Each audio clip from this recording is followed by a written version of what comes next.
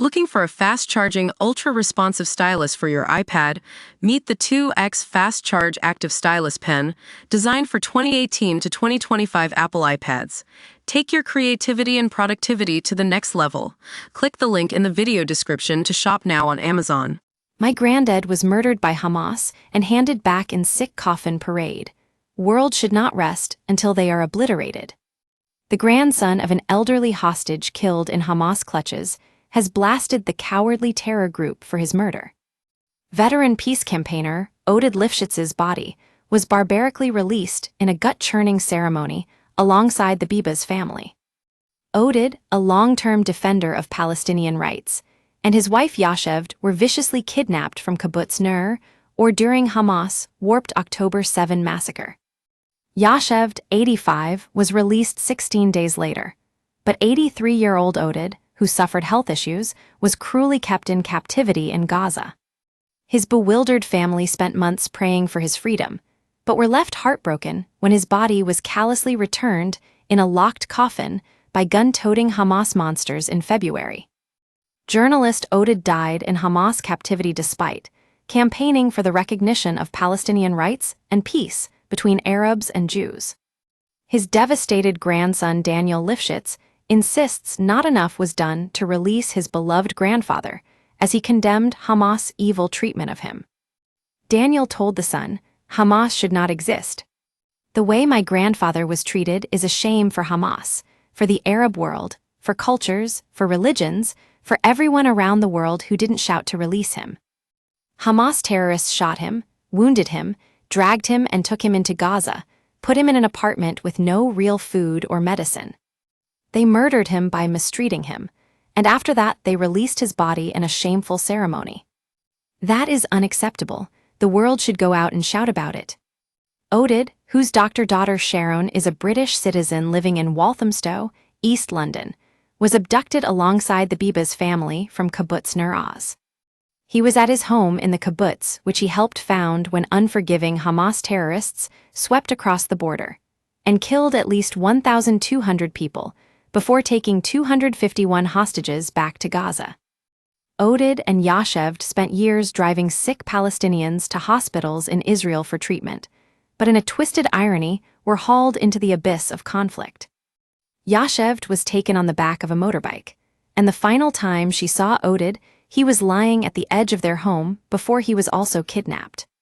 While Yasheved returned to Israel 2 weeks later, the world waited with bated breath for news on Oded as well as Shiri Bibas and her 2 young children, Ariel and Kafir.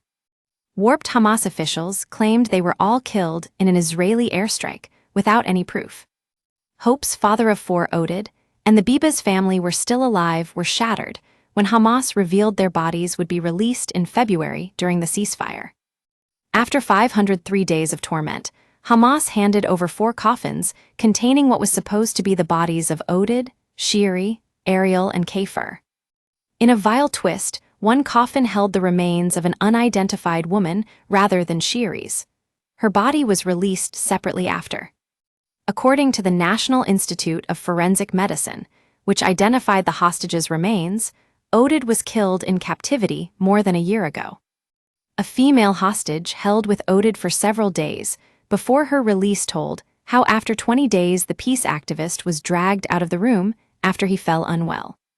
Since that moment, his whereabouts became unknown until his body was released last month. Daniel, a former goalkeeper for Israeli football clubs, said, "Instead of taking him to the hospital and making sure he's fine again and releasing him, they left him to die miserable and alone. It's a shameful situation. I think absolutely nothing was done to release my grandfather. I put my blame on the international community, on the administrations that were weak and not powerful enough to call on all the Arab world for the release of the elderly, the women, and the children. All the civilians that should have been released after 2 weeks maximum. They should never have been there. They should have been released after 1 or 2 weeks maximum. Then my grandfather would be here, Shiri Bibas and the kids would be back here. We have to call and shout, and kill the image of Hamas around the world, and stop this diplomatic jihad going all over." Daniel said his grandmother Yasheved has recovered physically from her ordeal, after telling how she had been through hell in captivity. He added, "My grandmother, she thought her husband, Oded, was murdered on October 7. So then it was a roller coaster to know he was suddenly there and alive and had been kidnapped." Hamas terrorists kidnapped the Bibas, family from their home in Nur Oz, during the horror October 7 assault. Yarden Bibas was abducted separately from his wife Shiri and son Ariel, 4 and 9-month-old Kafir. They were hauled to Gaza, where they were held hostage.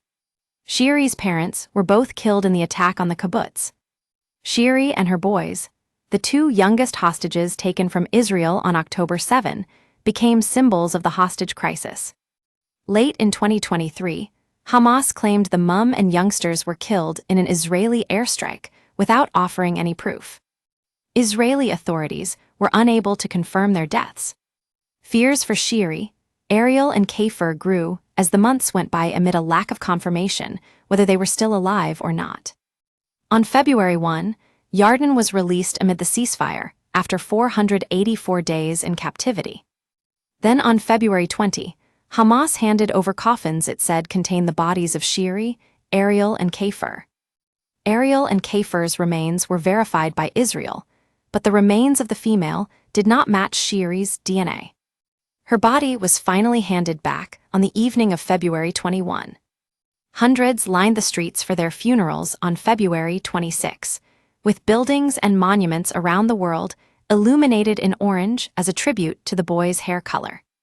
Shiri, Ariel, and Kafir were buried alongside her parents in Soher Regional Cemetery. He came to her in a dream to tell her goodbye and dedicate a song for her. She recovered physically. We were very lucky to have her back. Now it's a closure also for her as much as she thought he might not be with us. Great-grandfather Oded was laid to rest in a coffin draped with an Israeli flag and a spray of wild yellow flowers in his beloved kibbutz. He and his wife were among the founders of Nur Oz in 1955, and they worked hard to make it a haven for those fighting for peace. It was completely destroyed by Hamas brutes on October 7, 2023, including the couple's magnificent cactus garden abandoned after their abduction. Heartwarmingly, dozens of volunteers rallied together to rehabilitate the garden as a symbol of solidarity and hope. Daniel said, "My grandfather was the most amazing person who ever existed. He was always about doing the right thing, about bringing justice and looking after the minorities. He was an old-school guy. He always gave you his full attention, no matter who. His wife, son, grandchildren, children, great-grandchildren, friends, even I could almost say enemies. He was very smart. He always knew the right thing to do. He was a journalist who dedicated his life to peace, human rights, and for defending his own kibbutz, family, and country. He wanted to do good for his country and the world, and for me, he is a guide. I feel always that he is there with me, guiding me. He was a mentor for me, a guide. He's still guiding me every moment. Every day I am fighting for the release of the hostages. It comes as Israel has warned that its latest onslaught in Gaza is just the beginning, as its forces pound the enclave with deadly airstrikes and launch new ground operations.